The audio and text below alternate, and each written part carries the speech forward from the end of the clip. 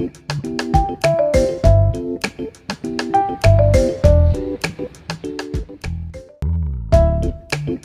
Ibu yang dimuliakan Allah, tema kajian kita pada sore hari ini adalah seputar tentang dua kalimat syahadat yang sering kita sebut dengan syahadatain, yaitu asyhadu an la ilaha illallah wa asyhadu anna muhammadar rasulullah. Dua kalimat syahadat ini merupakan pilar utama ketika kita memasuki Islam, ya. Dan pilar utama ini menjadi kokoh manakala kita betul-betul pahami dengan benar. Oleh karena itu, maka nanti beberapa hari ke depan kajian kita fokus tentang membahas masalah syahadatain. Bapak Ibu yang dimuliakan Allah, kajian yang pertama kita akan bahas tentang pentingnya dua kalimat syahadatain.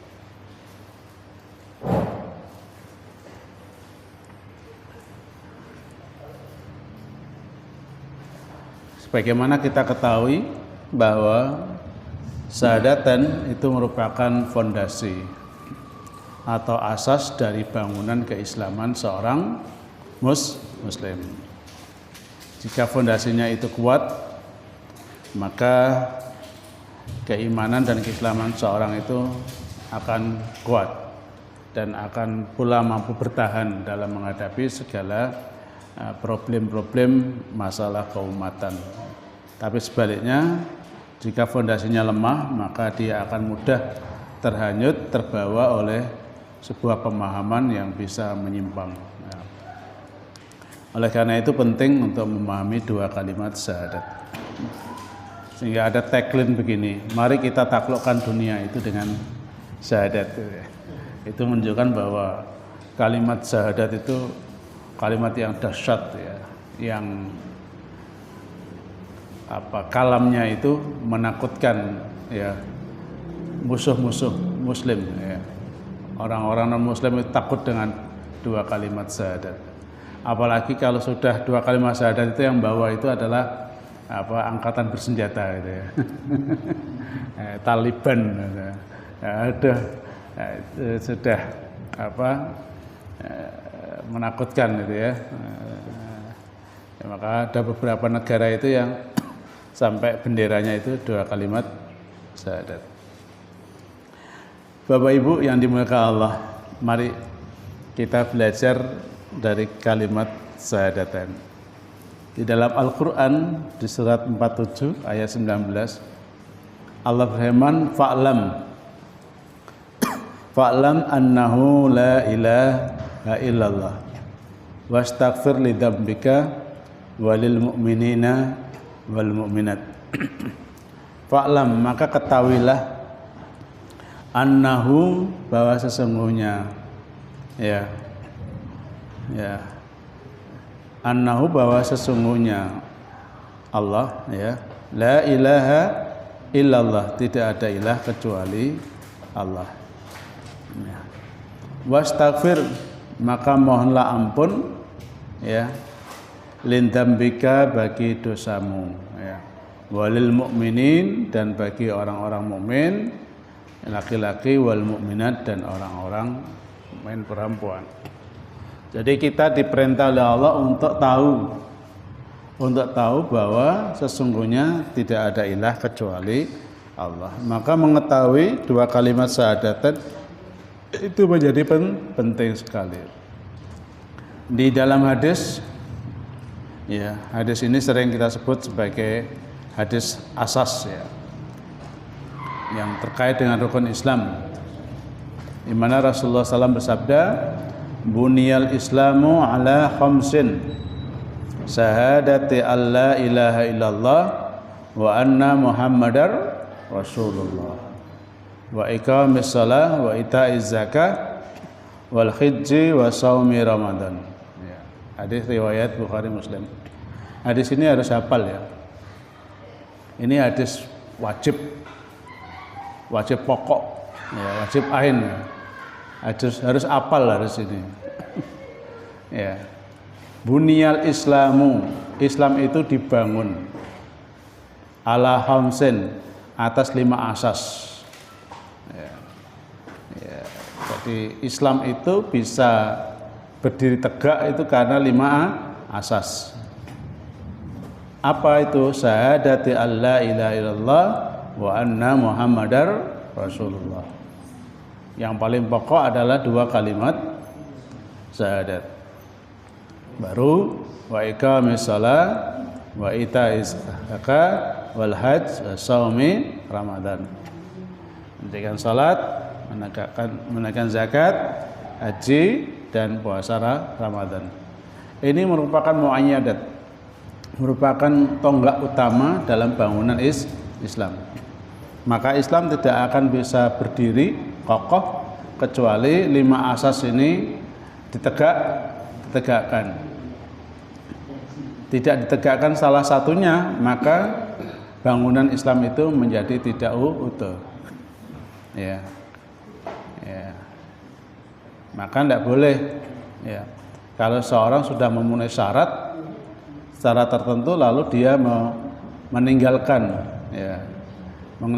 kewajiban terhadap Islam. Nah, yang paling utama itu adalah 2 kalimat syahadat. Bapak Ibu yang dimuliakan Allah, kalau kita perhatikan dari hadis tadi, ya, syahadat atau syahadatan itu merupakan rukun pertama daripada Islam. Ya. Sementara sholat, zakat, puasa, haji itu nomor 2, 3, 4, 5 gitu ya. Apa yang bisa kita tangkap, yang bisa kita pahami? Apa enggak penting sholat itu? Penting. Apa enggak penting zakat itu? Penting. Puasa penting. Haji penting. Tapi syahadatan ya atau syahadat itu justru lebih penting gitu ya. Padahal kalau kita lihat syahadat itu kan posisinya pada posisi keimanan. Sementara sholat dan seterusnya itu pada posisi amal. Tapi kenapa justru yang disasar itu tentang masalah keimanan? Ya. Contoh misalnya sholat itu penting dan sholat itu tidak semua orang bisa. Sholat itu kan memang berat ya. Wa inna lakabiratun. Ya. Sholat itu adalah berat ya. Ya. Sholat itu berat Bapak. Tapi bagi orang-orang yang terbiasa sholat itu berat tidak? Tidak. Wa innaha lakabiratun illa 'alal khashiin. Ya. Sholat itu berat, tapi bagi orang yang khusyuk, yang biasa sholat. Khusyuk itu maksudnya biasa sholat. Biasa menyiapkan waktunya untuk sholat. Jangan kalau sholat itu kalau waktunya lama, itu lebih khusyuk daripada sholat yang waktunya sangat terbatas. Gitu? Kalau tidak percaya, sholat Jumat, kalau jangan dikejar-kejar perjalanan, itu khusyuk enggak? Kan enggak. Tapi kalau sholat Jumat, jangan tidak dikejar-kejar perjalanan atau ya pekerjaan, nyantai. Habis sholat Jumat, ngobrol sih, kan gitu ya. Jadi khusyuk menikmati itu. Iya. Ya. Bagi sebagian orang salat adalah berat, tapi bagi sebagian orang yang terbiasa salat itu adalah ringan. Zakat itu berat enggak? Berat bagi orang yang tidak mampu. Tapi bagi orang yang mampu ringan sekali, tidak ada yang berat. Puasa itu berat enggak? Berat bagi orang yang tidak biasa puasa, apalagi puasa 1 bulan. Ya. Tapi bagi mereka yang biasa puasa, tidak ada yang berat. Begitu pula haji dan lain-lain. Nah, itu yang dimaksud bahwa kenapa ya syahadat itu diletakkan pada nomor pertama, karena menunjukkan bahwa iman itu adalah sesuatu yang sangat penting dan tidak boleh diabaikan gitu ya. Nah, padahal kalimatnya cuma asyhadu alla ilaha illallah wa asyhadu anna Muhammadar Rasulullah. Tapi nanti implikasinya, ya, akibat yang ditimbulkan dari dua kalimat ini luar biasa. Ya. Karena penting, ya, maka diletakkan di urutan pertama. Ya.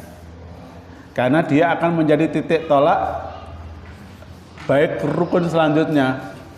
Ya. Kenapa orang itu sholat? Ya karena punya iman. Kenapa orang itu puasa? Ya karena punya iman. Maka panggilan-panggilan orang-orang yang melakukan amal sholat itu kan didahului dengan apa? Iman. Ya.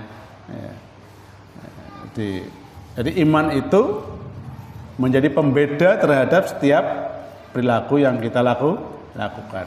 Makanya kenapa syahadatain atau dua kalimat syahadat atau kalimat iman ini diletakkan dalam urutan yang pertama.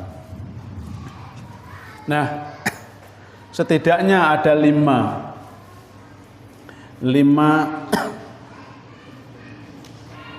pokok yang menjadi mengapa syahadatan itu menjadi penting sekali. Yang pertama kita akan bahas ya, bahwa syahadatan itu merupakan jadi kita bahas pelan-pelan ya. Syahadatan itu adalah merupakan pintu masuk, ya, pintu masuk madkhalu ilal Islam, pintu masuk. Jadi seorang bisa disebut Muslim karena dia bersyahadat. Nanti kajiannya ya. Yang kedua, syahadatan itu adalah merupakan intisari dari pokok-pokok ajaran Islam, khalasah ta'alimil Islam. Ya. Yang ketiga nanti kita bahas. Syahadat itu adalah merupakan asasul inqilab. Asasul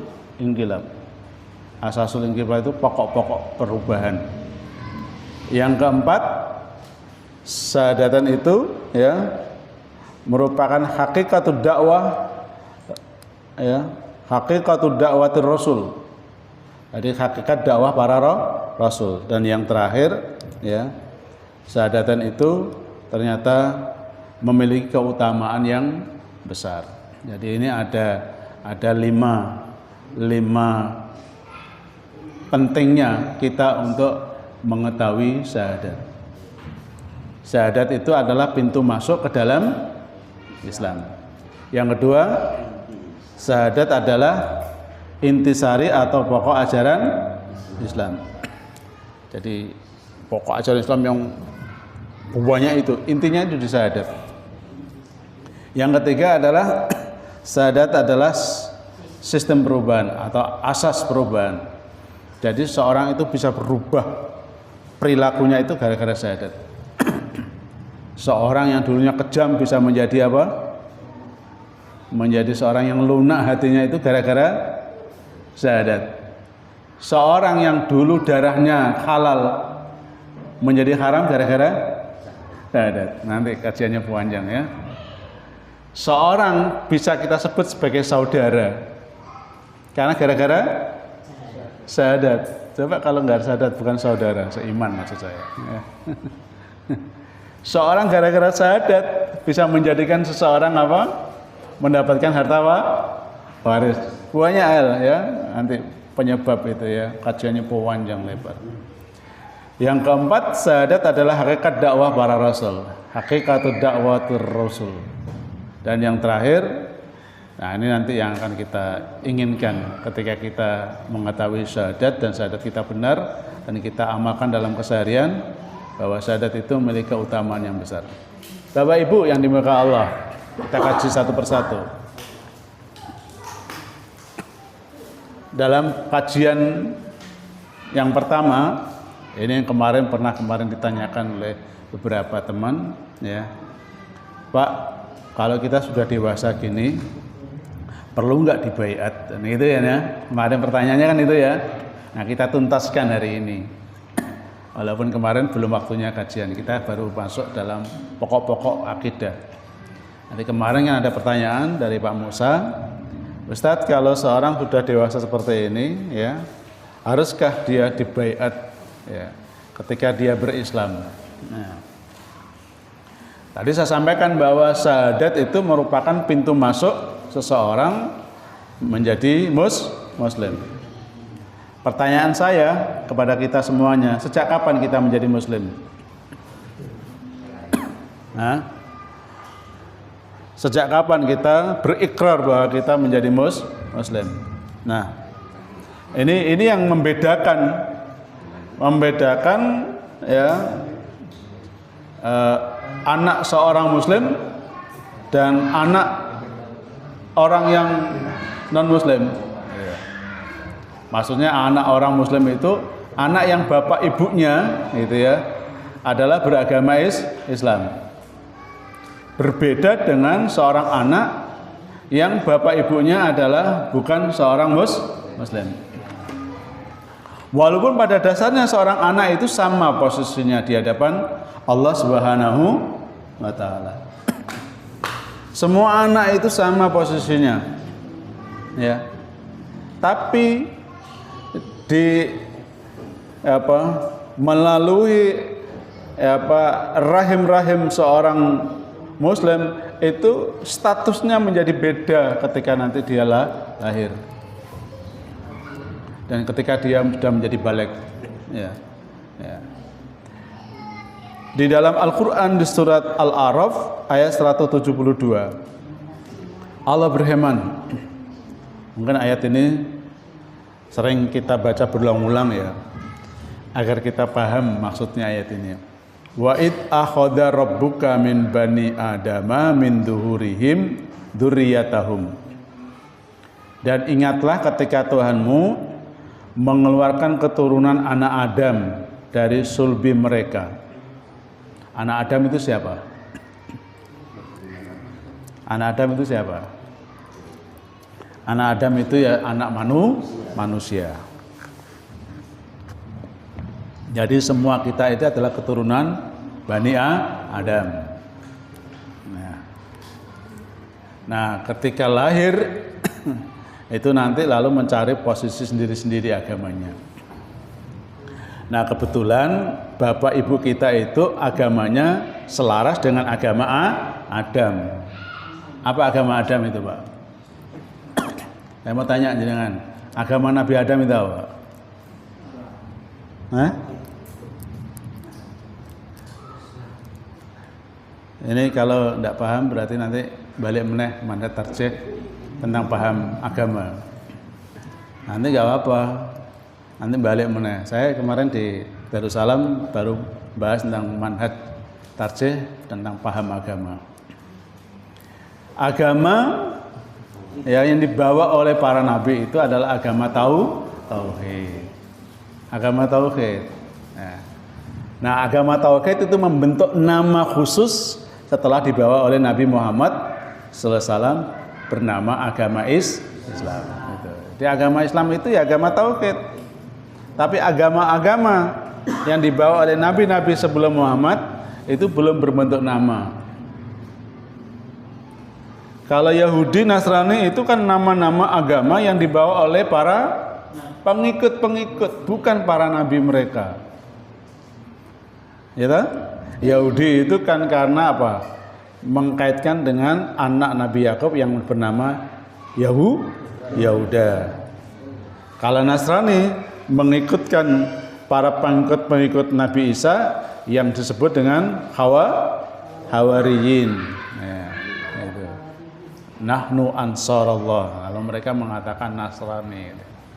Nah, ya karena mereka berada di lembah Nazaret begitu. Nah, artinya bahwa agama-agama yang muncul sebelum Islam itu yang sering diidentifikasikan sebagai agama samawi itu bukan agama yang dibawa oleh para nabi mereka. Agama yang dibawa para nabi mereka adalah agama tauhid. Untuk Nabi Muhammad sering disebut dengan millata abina Ibrahim. Jadi millah abi Ibrahim hanifan wa ma'ana minal muslim. Jadi agama Ibrahim itu adalah agama hanif, maksudnya agama tauhid itu. Nah, jadi anak-anak Adam itu setiap mau lahir ya, itu punggung-punggung mereka ya, punggung-punggung mereka ya, itu dimintai persaksian oleh Allah Subhanahu wa taala. Alastu birabbikum, bukankah aku ini Tuhan kalian? Qalu, para anak Adam itu mengatakan bala Sayyidina. Ya, kami mempersaksikan. Maksudnya kami bersaksi bahwa tidak ada ilah kecuali Engkau ya Allah. Maksudnya begitu. Bala Sayyidina itu begitu maksudnya. Ya. Cuma nanti kalau sudah lahir wa asyhadu anna Muhammadar Rasulullah rusak kan gitu ya. Kecuali yang tetap muslim kan begitu ya. Kalau muslim kan tetap mengikuti Nabi siapa? Muhammad sallallahu alaihi wasallam, sehingga syahadatnya tetap utuh ya. Syahadat kepada Allah, syahadat tauhid, dan syahadat kepada Nabi yang dimaksud dengan syahadat apa? Syahadatur Rasul. Jadi itu. Jadi sebetulnya ketika kita mau lahir itu kita sudah bersyahadat. Ya, sudah bersyahadat. Nah, bahasa syahadat itu ya namanya ya apa kemarin? Baiat itu ya. Jadi sudah dibaiat oleh Allah Subhanahu wa taala. Baiatnya dari Allah langsung. Ya, karena baiatnya dari Allah, maka setelah lahir tidak perlu dibaiat lagi kalau dia seorang muslim. Cukup sekali saja. Nanti persoalannya bagaimana dia memperbaiki syahadatnya. Nah, itu yang menjadi penting. Karena itu kan hanya modal awal. Modal awal itu menjadi tidak berfungsi kalau dia tidak diapakan? Dia tidak diperbarui, dia tidak dijaga terus-menerus ya. Dan dia tidak diupdate terus-menerus, sehingga dia akan mengalami apa ya? Erosi, mengalami pergeseran dari sebuah keyakinannya, kemudian keyakinannya menjadi melemah. Maka di dalam hadis itu kan banyak ya, jadidu imanakum bi kalimatil la ilaha illallah, perbarulah imanmu dengan senantiasa memperkuat kalimat la ilaha illallah. Agar apa? Ya agar kalimat la ilaha illallah itu terus menguat di dalam diri kita. Makanya kita kaji ini, itu caranya adalah tujuannya agar kita semakin paham kalimat la ilaha illallah seperti itu. Nah, kajian-kajian seperti ini kan jarang.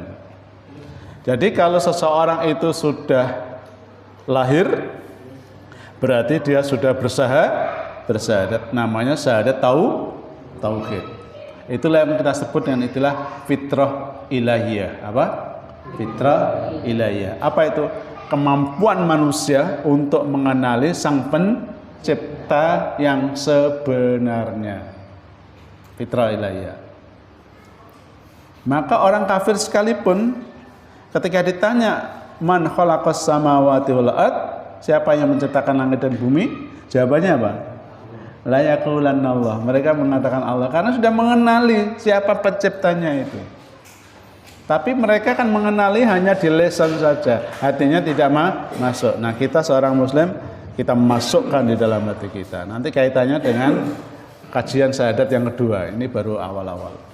Baru hanya ingin mengetahui berapa pentingnya saja. Nanti kandungan syahadat, nanti kajiannya. Ya.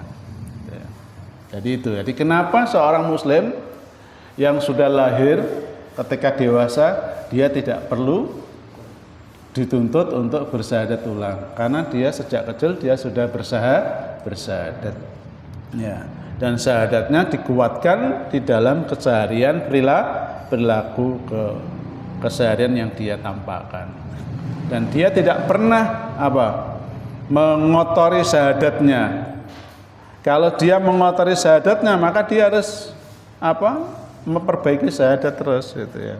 Tapi tidak dituntut untuk mengucapkan dua kalimat syahadat. Karena apa? Karena sudah mempersaksikan dua kalimat syahadat itu. Paham Pak ya? Jadi tidak perlu bayar.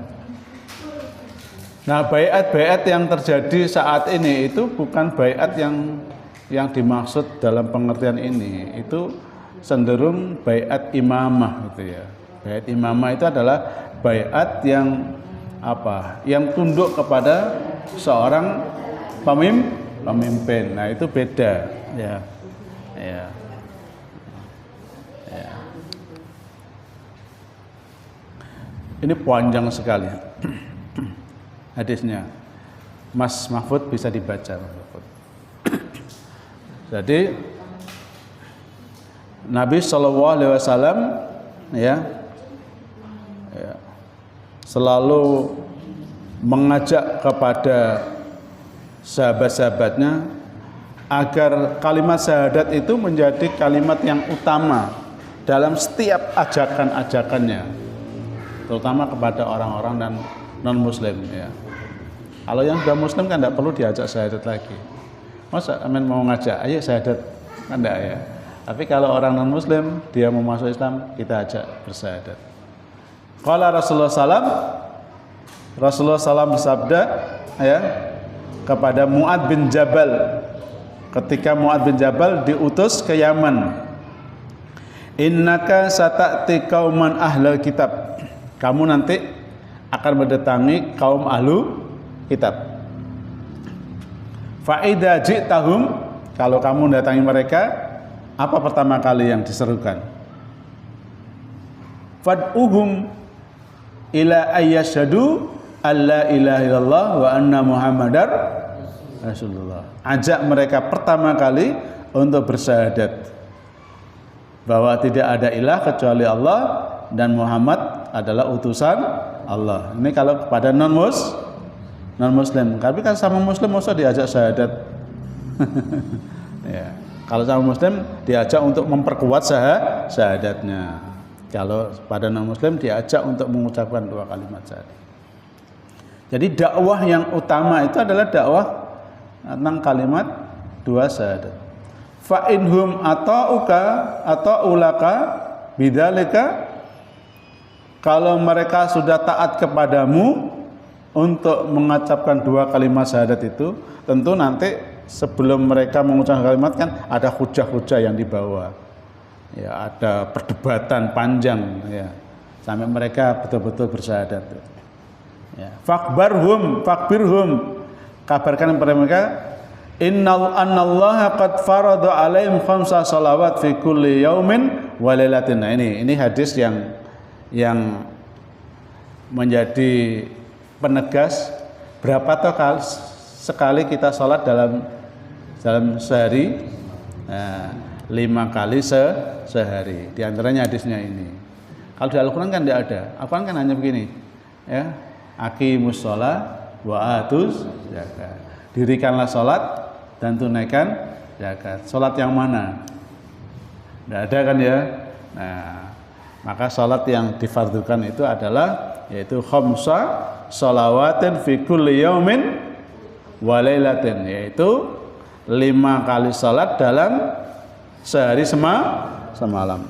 Fa in hum ata'uka laka bidzalika, kalau mereka taat kepadamu. Tadi setelah diajari dua syahadat mau, diajari salat mau, ajarkan kepada mereka tentang qad faradallahu alaihim shadaqah. Ajarkan kepada mereka tentang sedekah, maksudnya zakat. Tu'khadu min aghniyaihim faturaddu ala fuqaraihim. Di mana zakat itu diambil dari orang-orang kaya dan diberikan kepada orang-orang fakir.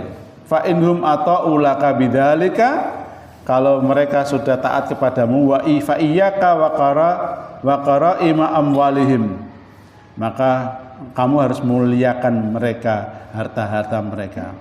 Wattaqi da'watal madlum, ya, dan takutlah kamu kepada doanya orang yang dizalimi.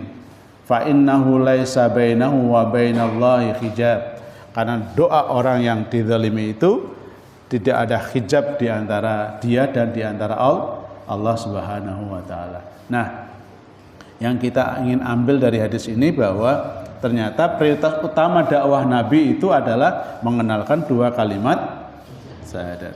Itu menjadi penting terutama kepada orang-orang yang non-muslim.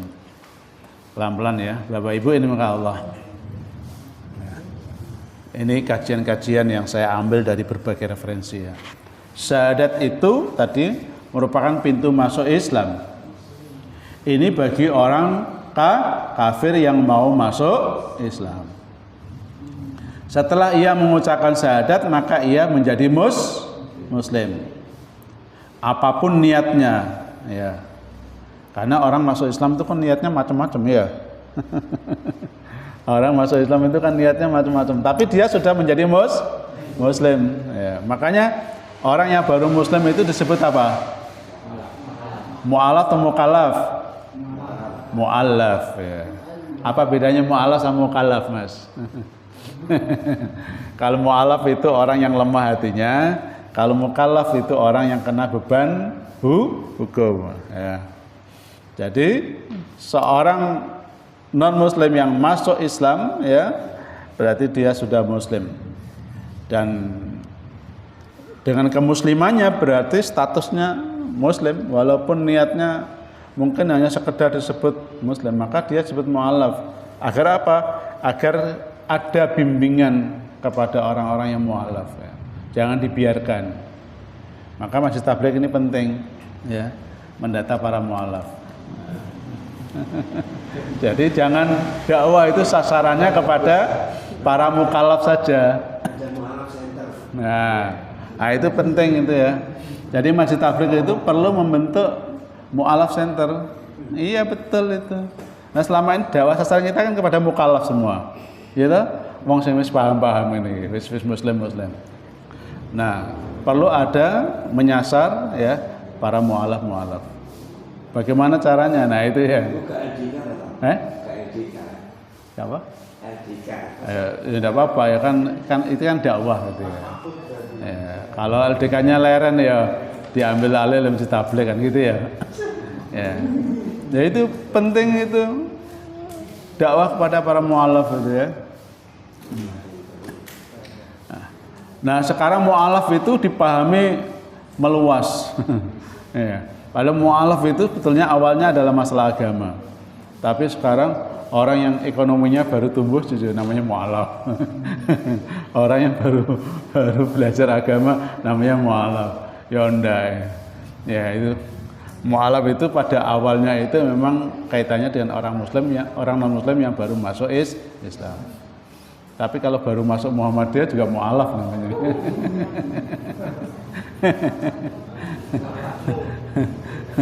Mu'alaf gitu. Ya, di rumah sakit banyak mu'alafnya. Ya, penting itu ya, Mas Mahfud ya. Lembaga dakwah itu menyasar mu'alaf. Jadi mu'alaf itu dikembangkan jangan mu'alaf yang non muslim. Mu'alaf yang paham Muhammadiyahnya masih baru karat satu itu ya. Beda kalau sudah 18 karat, 24 karat gini, pengajian mesti teka-teka terus ya. Ini sing 1 karat, 2 karat itu masih perlu. Nah, contoh, ya Usama bin Zaid pernah bertempur dengan orang kafir. Setelah orang kafir terdesak dan hampir dipenggal, segera ia bersyahadat. Nah, tapi Usama tetap membunuhnya. Nah, gitu ya. Kejadian ini dilaporkan pada Rasulullah dan Rasulullah SAW marah. Usamah berkilah bahwa itu adalah syahadat yang agar tidak dibunuh, artinya berkilah biar tidak dibunuh. Rasulullah SAW mengatakan, kenapa engkau tidak membelah dadanya saja? Nah, artinya kalau orang sudah bersyahadat, walaupun dia di dalam lesan, sudah tidak boleh dibunuh. Tidak boleh, kok bohong, tidak boleh. Ya. Nanti tugas Mahfud selanjutnya untuk membina itu gitu. Didata saja. Oh, tenan kayak syahadat. Iya, syahadat. Nah, saya kan harus disaksikan oleh RT RW pakai surat materai tanda tangan itu ya. Nah, disumpah, kemudian disuruh mandi wajib dulu.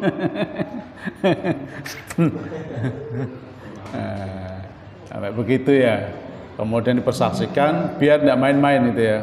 Ya, kemudian dipastikan KTP-nya Muslim. Nah, tugas selanjutnya LDK gitu ya. Hari ini kan Usamah karena dia kewenceng, ini nggak terima gitu kalau syahadat dibuat main itu. Ini kasus ya. Akhirnya apa? Dibunuh itu. Begitu dengan Rasulullah marah-marah loh. Kenapa nggak kamu belah dadanya saja? Kamu tahu toh niatnya dia bersyahadat. Ya, dia bersyahadat boleh jadi dia karena memang dia pengen tunduk kepada Anda dan mendapat perlindungan. Maka orang yang bersyahadat dia mendapat perlindungan dalam Islam, ya. Walaupun dia hanya sekedar lesan.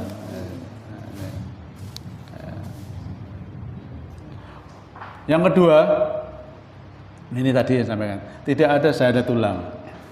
Makanya seharusnya kalau mau nikah itu tidak perlu ada syahadat itu. Itu kan mereka disuruh syahadat ya, ayo syahadat tuh. Ya, tapi itu maksudnya agar khidmat itu aja ya.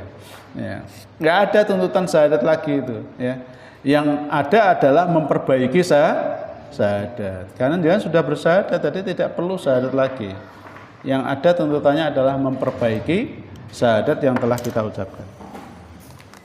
Ada sementara kelompok Muslim yang mewajibkan syahadat ulang bagi Muslim. Kalau sudah akil balik, kalau tidak berarti kafir. Nah, ini kan tadi lah ya.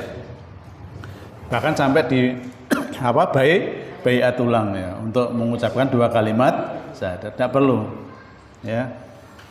Kenapa? Karena memang tidak ditemukan dalil seorang Muslim itu ketika memulai kemuslimannya ya itu dituntut untuk bersyahadat ulang. Karena agama itu kan berdasarkan dalil. Kalau nggak ada dalil tidak perlu gitu ya. Dan Al-Quran dan Sunnah bahkan di sirah-sirah Nabi ya sahabat-sahabat kecil itu ya itu tidak dituntut untuk bersyahadat. Jadi anak-anaknya sahabat itu ketika lahir ya sudah menjadi anak-anak sahabat, tidak disyahadat ulang gitu ya. Dan tidak ada praktek zaman sahabat, zaman tabi'in bahwa seorang yang sudah Muslim itu lalu mengucapkan 2 kalimat syahadat. Jadi persyahadatan kita sejak lahir itu sudah cukup gitu ya. Nah, oleh karena itu kalau syahadat ulang itu merupakan masalah keislaman, ya tentu akan banyak pembahasan. Tapi ternyata tidak ada pembahasan. Itu berarti bahwa tidak ada tuntutan syahadat ulang. Ini jawaban kemarin yang pertanyaan-pertanyaan itu ya. Nah, kenapa? Nah, ini jawabannya. Kita ini kan lahir itu kan di rumah Muslim ya. Kita lahir ini kan di rumah Muslim ya. Berarti kan sudah syahadat. Nah, ketika keluar jadi Muslim atau enggak? Kita kan lahir itu kan di rumah Muslim ya. Nah, di rumah ini ya. Kita lahir ini kan di rahim siapa ini? Ibunya siapa ini? Muslimah. Berarti kalau keluar Musliman begitu ya. Kecuali rahimnya adalah rahim non-muslim, maka dia keluar adalah non-muslim. Maka kalau dia mau menjadi muslim, nah baru dia dituntut syahadat. Dan itu sesuai dengan hadis Nabi ini, kullu mauludin yuladu alal fitrah. Setiap anak yang lahir dilahirkan dalam kondisi fitrah, maksudnya muslim. Ya. Fa abawahu, maka kedua orang tuanya, maka walaupun dia ini anak non muslim, tapi ketika keluar diasuh oleh orang muslim, dia menjadi muslim atau non muslim? Muslim itu tergantung siapa yang ngasuh. Karena ketika keluar yang mapak itu muslim gitu. Tapi kalau yang mapak non muslim, dia menjadi apa? Yuhawidanihi, yunassiranihi, yumajisanihi. Boleh jadi karena dua orang tuanya yang non muslim, dia akan mengikuti agama bapaknya, Nasrani, Yahudi dan Majusi. Tapi karena yang membawa dia dari fitrah ini adalah orang muslim, di rumah orang muslim, maka dia menjadi muslim, maka tidak dituntut bersyahadat ulang. Itu maksudnya kajian ini. Jelas ya kajian ini ya. Ini saya ambil dari berbagai referensi. Cari-cari di mana dapat ini. Nah, untuk menjelaskan bahwa seorang muslim ketika lahir dia tidak dituntut untuk bersyahadat ulang. Karena dia sudah muslim. Kecuali pas lahir dadak digawa wong Yahudi, Nasrani, dan Majusi. Maka ketika dia mau berada di komunitas Islam, dia dituntut untuk bersyahadat, untuk mempertegas itu ya. Walaupun bapaknya seorang muslim, bapak ibunya orang muslim, tapi lahir digawa orang-orang yang non muslim, maka dia bisa mengikuti agama yang membawa ya. Karena syahadatan merupakan satu-satunya pintu untuk masuk ke dalam Islam, maka berarti penting. Maka bagi siapa yang tidak mau melewati pintu itu, berarti dia belum muslim.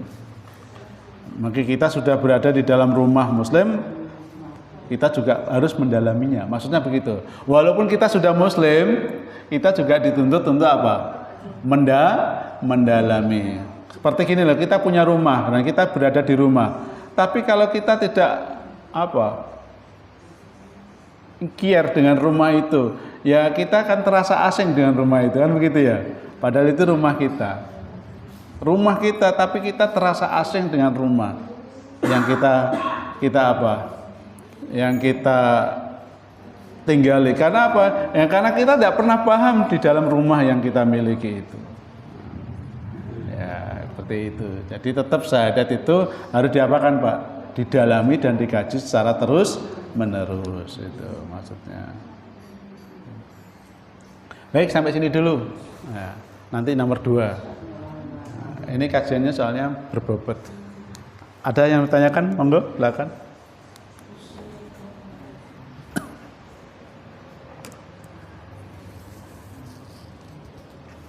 Barangkali ada yang ditanyakan?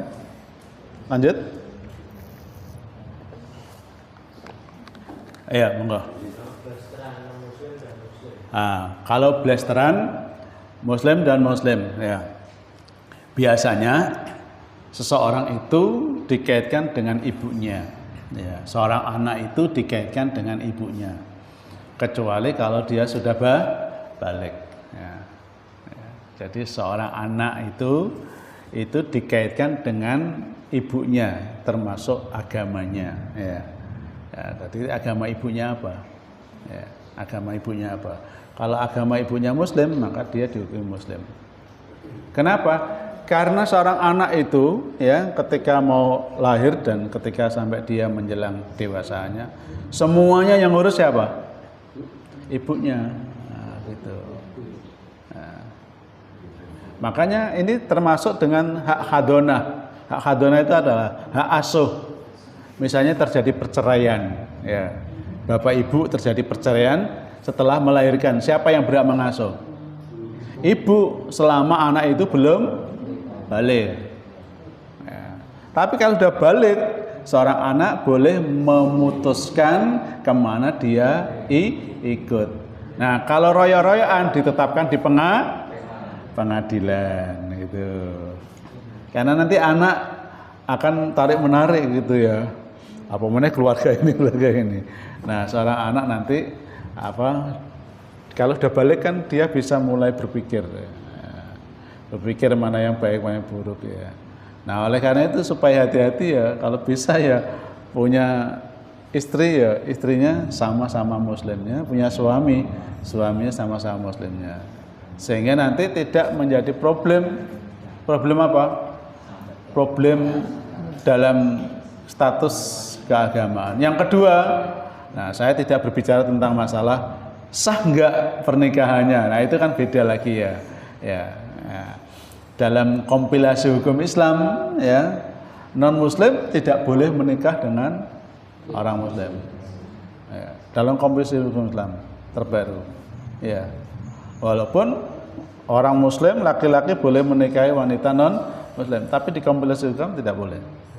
Karena apa? Nanti status keagamaan dan status kewarisannya, ya, status kewaliannya itu menjadi kacau. Nah, itu menjadi kacau. Nah, sehingga ada namanya darul mafasid muqaddamun alal jalbil masalih. Menolak bahaya itu didahulukan daripada sekedar memperbolehkan nikah. Nah, ada sadud dara namanya dalam Islam. Apa? Sadud dara. Menutup peluang terjadi berbagai apa? Bahaya yang akan timbul diakibatkan dari pernikahan yang tidak sama agama. Nah, kadang-kadang enggak. Kompilasi hukum saya mengatakan sudah enggak boleh itu, lalu dia melalui jalur apa? Pengadilan. Nah, nikah melalui pengadilan negeri. Nah, tapi nikmati, minta ditalili ya, gitu. Minta ditalili. Tapi nikah melalui jalur pengadilan negeri. Oh, aneh kadang-kadang orang itu ya. Mbok jalure itu ya, jalur pernikahan itu ya melalui pengadilan agama gitu ya. Kalau kau Anda bisa, tingkat tingginya pengadilan agama, jangan pengadilan negeri gitu ya. Kan beda gitu ya. Nah, itu yang sering terjadi ya. Nah, kemarin rame itu di Darussalam ya. Anak-anaknya sudah gede-gede gitu ya. Bapak ibunya berbeda agama. Gimana ini? Yang dari Solo mengatakan zina itu hati itu. Nah, terus gimana kalau dihukumnya zina, padahal itu bukan zina dia niatnya ya. Nah, susahnya kan gitu ya. Nah, maka harus tajdidun nikah ya, harus ada pernikahan ulang sehingga yang lalu itu dimakfu ya. Karena ketidaktahuannya. Kalau saya begitu aja, karena ketidaktahuannya hukum ya, dimakfu lalu dia tajdidun nikah, dia melakukan pernikahan ulang di hadapan syariat Islam kan begitu. Harus pilih gitu. Nah, mau nggak mau harus pilih. Anak-anak yang sudah balik dia suruh milih agama bapaknya atau agama ibunya. Nah, begitu. Begitu Mas ya. Jadi jawabannya. Jadi kalau anak itu baru lahir mengikuti siapa? Ibunya. Tapi nanti kalau sudah balik maka dia berhak untuk memutuskan apakah. Tapi kalau misalnya sejak lahir dia sudah mengikuti agama bapaknya, boleh enggak? Ya itu Pak, gimana anak bayi ngikuti agama bapaknya itu? Uang beban agama itu ditetapkan setelah dia sudah balik. Beban agama itu kan ditetapkan setelah balik. Maka kalau dia belum balik kan ya, nah, itu. Makanya kalau nanti dia mau muslim dia disyahadat gitu ya. Ya. Karena apa? Karena dikhawatirkan didikan ibunya yang non muslim tadi itu lebih kuat daripada didikan muslim bapaknya. Jadi enaknya itu ya untuk menghindari subhat antara muslim dan kafir, dia enak bersyahadat ulang karena dalam kebimbangan tadi. Itu ada lagi pertanyaan? Kalau ada kita bahas nomor 2, tambahan sedikit saja. Nanti kalau nggak habis kita lanjutkan pada minggu yang kedua. Nah tadi syahadatan atau syahadat merupakan inti daripada ajaran Islam. Jadi semua ajaran Islam itu intinya di syahadat. Karena apa? Karena ibadah-ibadah yang kita lakukan itu orientasinya kepada siapa? Allah Subhanahu wa taala. Aktivitas duniawiyah yang kita lakukan untuk siapa? Allah Subhanahu wa taala.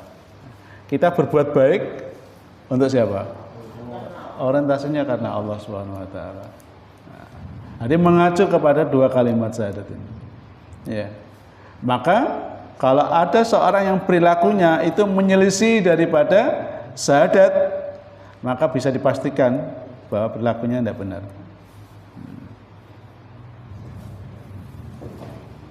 Jadi ketika kita beribadah kepada Allah Subhanahu wa taala, misalnya sholat.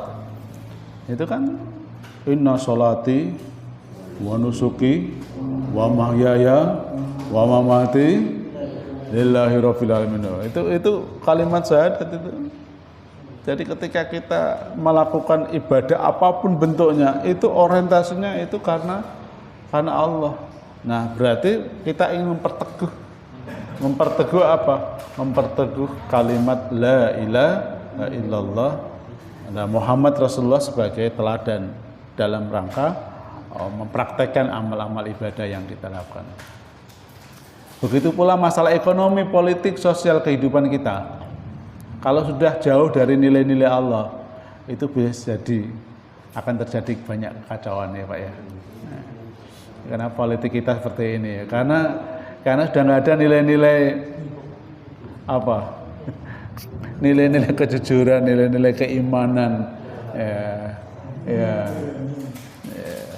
Yang saya share barusan itu ya tentang sedekah politik gitu ya.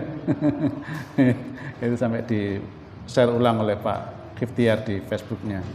Nah, bayangkan sedekah itu harus karena apa? Karena apa? Lillah, tidak boleh. Karena yang lain itu tidak boleh. Ya. Nah, karena lillah maka kita dapat apa dan dapat apa di balik sedekah itu? Ya urusannya siapa? Allah kan begitu kan? Ya. Nah, karena Allah maka apa ini? Mindset yang kita bangun adalah mana kasat malu abdin bisadaqah lah gitu ya.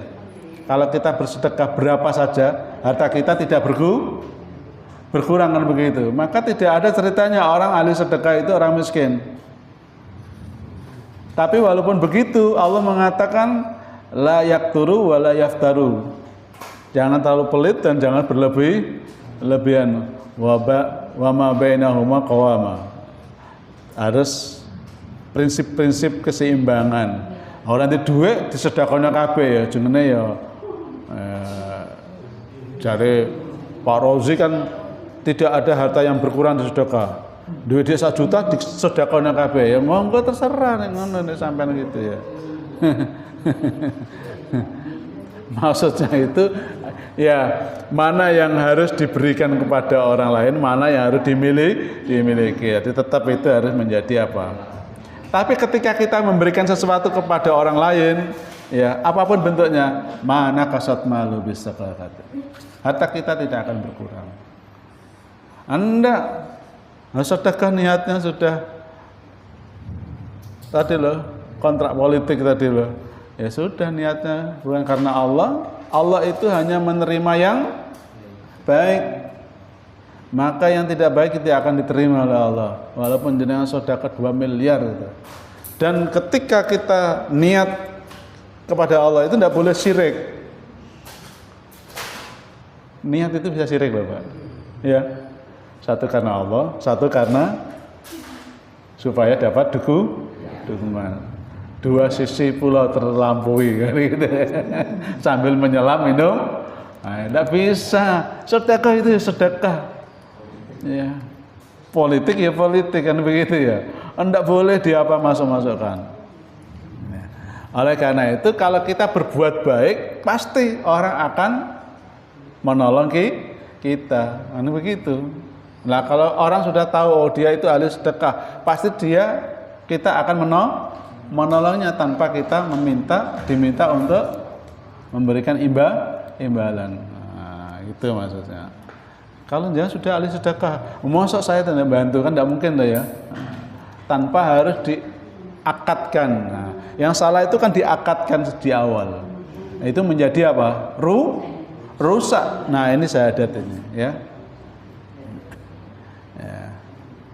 Jadi masalah ekonomi ya kenapa kacau begitu ya? Karena apa? Karena nilai-nilai rububiyah, nilai ketuhanan sudah tidak ada di dalam unsur pengembangan ekonomi, politik, sosial ya dan lain-lain ya. Oleh karena itu jika aktivitas hidup yang kita lakukan ini berorientasi kepada Allah, maka ya akan mendatangkan keberkahan dalam kehidupan. Itu maksudnya bahwa syahadat merupakan intisari daripada ajaran Islam. Jadi ajaran Islam ini semuanya arahnya ke syahadat, ya. Dan itulah yang dilakukan oleh para nabi, ya, dalam mengenalkan kepada sahabat-sahabatnya agar hidup ini berorientasi untuk pada Allah Subhanahu wa taala. Nah, gambarnya seperti ini. Ketika kita mengucapkan la ilaha illallah terucap, apa kira-kira bayangan kita? Muncul yang kedua, apa ini? Allah satu-satunya yang berhak diibadahi dan disembah. Apa yang lahir? Tundukan patuhan hanya untuk Allah, kan begitu ya. Nah, jadi begitu ketika kita mengucapkan, oh iya, saya sudah mengucapkan la ilaha illallah. Berarti saya harus apa? Nah, saya harus beribadah kepada Allah. Nah, apa yang kita lakukan harus sama. Itu maksudnya, ya, pokok-pokok ajaran Islam itu. Maka mana ilaha illallah, ini saya ambil dari ungkapan Sayyid Hawa. Tidak ada yang dipercaya, tidak ada yang dimintai perlindungan, tidak ada yang dicintai, tidak ada yang diibadahi, tidak ada yang menguasai, tidak ada yang ditaati, tidak ada yang diagungkan, tidak ada yang jadikan tumpuan, tidak ada yang dimulakan, dan tidak ada yang berhak menentukan hukum melainkan Allah Subhanahu wa taala. Begitu pentingnya kalimat la ilaha illallah. Begitu pula ketika terucap Muhammad Rasulullah, ya, apa? Berarti Muhammad itu utusan Allah. Berarti ada keinginan kita menjadikan Muhammad sebagai teladan dalam kehidupan kita. Ya, di dalam ayat Al-Qur'an Allah berfirman, surah Al-Anbiya, wa ma arsalna min qablika min rasulin ila nuhi ilai annahu la ilaha illa ana fa'buduni. Ya, bahwasanya tidak ada hak aku, maka sembahlah olehmu sekalian akan aku, ya. Baik, saya kira itu dulu kajian kita pada hari ini.